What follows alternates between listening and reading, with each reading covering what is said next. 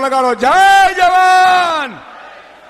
મિત્રો, આજે પરિવર્તન લાવો કિસાન બચાવો યાત્રા ગાંધીનગરમાં એટલા માટે લાવવામાં આવી છે કે જેથી કરીને અહીંથી પહોંચવું સરળ પડે. બરોબર કે નહીં? બરોબર કે નહીં? તો મિત્રો, આ યાત્રામાં સામેલ આપણા રાષ્ટ્રીય કન્વીનર અને આપણા સૌના માર્ગદર્શક માનનીય અરવિંદ કેજરીવાલજી, સાથે સાથે ગોપાલ રાયજી, દુર્ગેશભાઈ, ગોપાલભાઈ, મનોજભાઈ, ચેતરભાઈ, રાજુભાઈ, તમામ મહાનુભાવો, બધાના નામ લેવા જઈશ તો સમય નહીં રહે. મને ખબર છે આપ સૌ પણ આજે ઘણા સમયથી તડકામાં બેઠા છો. મિત્રો, આજ તપસ્યાનો સમય છે.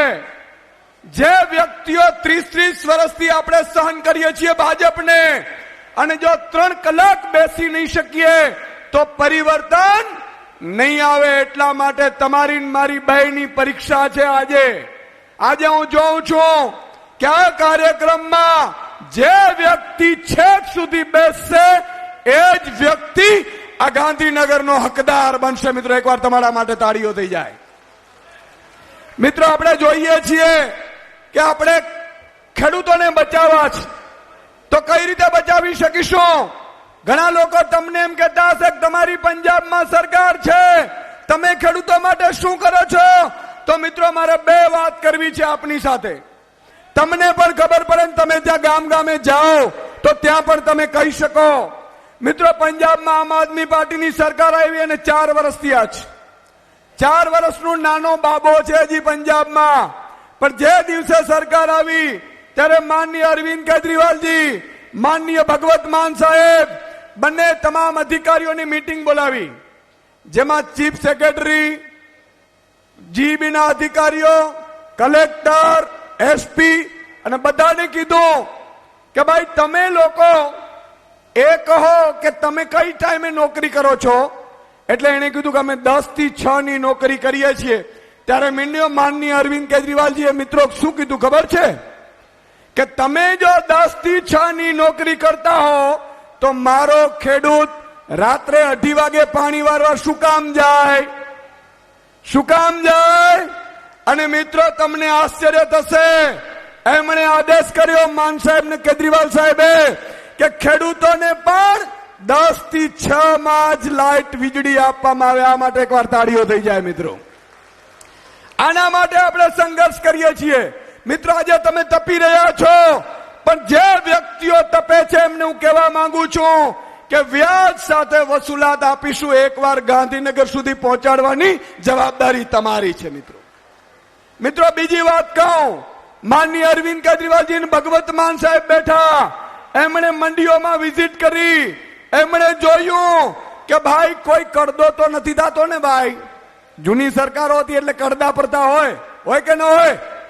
હાથ ઊંચો કરો એટલે મને ખબર પડતા જાય. એમણે કીધું કે ભાઈ એમએસપી ઉપર ભાવમાં ખરીદાય છે કે નહીં? તો કે ખરીદાય તો છે, પણ ક્યાંક ગડબડ છે. ત્યારે મિત્રો, માનનીય અરવિંદ કેજરીવાલજી, માનનીય ભગવત માન સાહેબ બંને આદેશ કર્યો કે કોઈ પણ યાર્ડમાં ખેડૂતનો માલ બધોય ખરીદવાનો, ઈ પણ એમએસપી ના ભાવે. અને કોઈ પણ જો વેપારીએ 1 રૂપિયો પણ જો ઓછો આપ્યો છે તો એને જેલમાં નાખવાની વ્યવસ્થા આમ આદમી પાર્ટીની સરકારે કરી છે. મિત્રો, એટલા માટે આપણે લડી રહ્યા છીએ. એટલા માટે આજે મરો દેવાની તૈયારીમાં છીએ. અમે તો તમારો સાથ અને સહકારની જરૂર છે. આજે મિત્રો, એટલું નહીં કે પંજાબમાં ખેડૂતોને વીજળી આપે, દિવસે વીજળી આપે અને વીજળી ફ્રી આપે. મિત્રો, અહીંયા તમે જુઓ, ગુજરાતમાં ખેડૂતો પરેશાન છે, બેરોજગાર યુવાનો પરેશાન છે. તમે જુઓ, ગામે ગામ વાંઢાઓની સંખ્યા વધી ગઈ છે કે નહીં? આ વાંઢાઓનું સંગઠન બને તોય ભાજપ પડી જાય. અને વાંઢાઓ કેના કારણે છે? એ એટલા માટે ભાજપની નીતિ સારી નથી. એટલા માટે મિત્રો, ખેતીનો 20-40 વીઘાનો માલિક હોય પણ બિચારો બાપડો લાચાર થઈ જાય છે. ઈ ખેડૂતને ઉદ્યોગપતિ બનાવવાનું શીરું તમારા શેર ઉપર છે. મિત્રો, એને પણ 3 ઉપજ લઈ શકે એવી વ્યવસ્થા કરવી છે. એને એમએસપી થી ખરીદી થાય, એના ઘરેથી ખરીદી થાય. કોઈ ટેકુડિયું ફેકુડિયું બંધ, આ વ્યવસ્થા આપણે ઉભી કરવાની છે. મિત્રો, અને એટલા માટે આમ આદમી પાર્ટીની સરકારની જરૂર છે મિત્રો. આની સાથે સાથે કહી દઉં કે આ લોકોએ કેલેન્ડર બહાર પાડ્યો હતો કે ભરતી કરીશું, કોઈ બેરોજગાર યુવાનની ભરતી નથી કરી.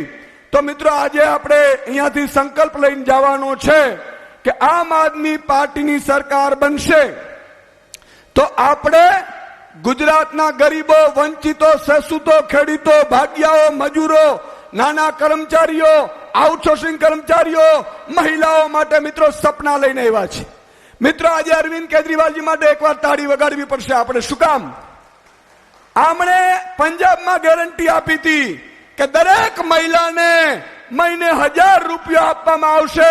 મિત્રો આજે પંજાબના બજેટમાં અરવિંદ કેજરીવાલજી ભગવત માનજીએ દરેક મહિલા માટે 1000 રૂપિયા જાહેરાત કરી દીધી. આ મહિલા દિવસની મિત્રો કિંમત છે. અને આપણે મહિલા દિવસ ઉજવે કઈ રીતે? 25 મહિલાઓને ભેગી કરે અને પછી એમને કે કેમ છો, મજામાં છો? તો તો તમારા ઘરે વયા જાઓ. એમ મહિલાઓની સરકાર ઉજવણી ન કરે. સરકાર આમ આદમી પાર્ટી જેવી હોવી જોઈએ કે દરેક મહિલાના ખાતામાં મહિને 1000 રૂપિયા નાખીને ઉજવણી કરે છે. મિત્રો આવી સરકારોની જરૂર છે. મિત્રો છેલ્લે એક બાગડાની વાત કરીને મારી વાત પૂરી કરીશ. બાગડો ખબર છે કે નથી? મિત્રો તમે જુઓ, અત્યારે લોકો તમને મને એમ કહે છે કે સુદાનભાઈ અમે બહાર નહીં આવી શકીએ, અંદર ખાને તમારી સાથે છીએ. એનો મતલબ કે ઈ કોઈ બાગડાથી ડરે છે. આપણે નાના હતા ત્યારે મમ્મી પપ્પા એવું કહેતા નાના બાળકને સુવડાવવા માટે કે સુઈ જા નહીં તો બાગડો આવશે. આવું કહેતા કે નહીં? કહેતા કે નહીં? તો મિત્રો આ બાગડો કોણ છે આપણે જોયું નથી, પણ જે લોકો ભાજપથી ડરી રહ્યા છે એનો મતલબ કે ભાજપમાં કોઈ ગામડામાં, તાલુકામાં, જિલ્લામાં, ગાંધીનગરમાં કોઈક બાગડા છે એનાથી બીએ છે. તો એમને મારે કહેવું છે કે બધાની હિંમત પ્રવીણ રામ કે રમેશ મેર જેવી નહીં હોય, બધાની હિંમત જેલમાં જવાની ચેતર વસાવા, ગોપાલ ઇટાલિયા જેવી નહીં હોય. તો તમારે ડરવાની જરૂર નથી. મિત્રો તમે બાગડા જોડે આગામી તાલુકા જિલ્લાની ચૂંટણી આવે ત્યારે બાગડાની જ ગાડીમાં જવાનો, બાગડાભાઈના વખાણ કરીને જવાનો, બાગડાભાઈના જ ભજીયા ખાવાના, બાગડાભાઈના જ આપણે ગાંઠિયા ખાવાના. અને મિત્રો તમારે આ બધાને હું કહેવા માંગુ છું કે બાગડાભાઈના વખાણ કરીને તમે બૂથ ઉપર જાશો એટલે જેમ મંદિરમાં ભૂત પ્રેત છે ને એ 100 મીટર મંદિરથી દૂર રહીએ. ખબર છે કે નહીં? એમ મિત્રો બાગડોભાઈ પણ જયારે મતદાનનો મથક હશે એનાથી 100 મીટર દૂર હશે. બાગડાભાઈ અહીંયા ઉભા રહી જશે. તમારે મતદાન કરવા જવાનું 3-4 બટન હશે. એક બાગડાભાઈનું બટન હશે, એક બાગડાભાઈના માસિયાઈનું બટન હશે અને એક ઝાડુનું બટન હશે. મિત્રો અને જ્યારે તમે આમ કરીને ઝાડુનો બટન દબાવશો એટલે બહાર ઉભેલો બાગડો અલોપ થઈ જશે. સાહેબ ગાયબ થઈ જશે. તાળીઓ પડે એકવાર તમારા માટે.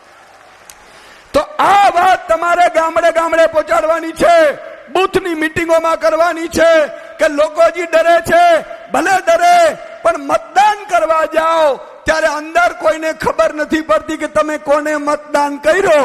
બાગડાભાઈની એક જ દવા છે, જેમ રાવણને મારવા માટે નાભીમાં બાણ મારવું પડ્યું એમ બાગડાભાઈને મારવા માટે ઝાડુનો બટન દબાવવાનું છે. સાહેબ બોલો કરશો તમે? મને હાથ ઊંચો કરીને એકવાર વચ્ચે બોલો કરાવશો? પાકું?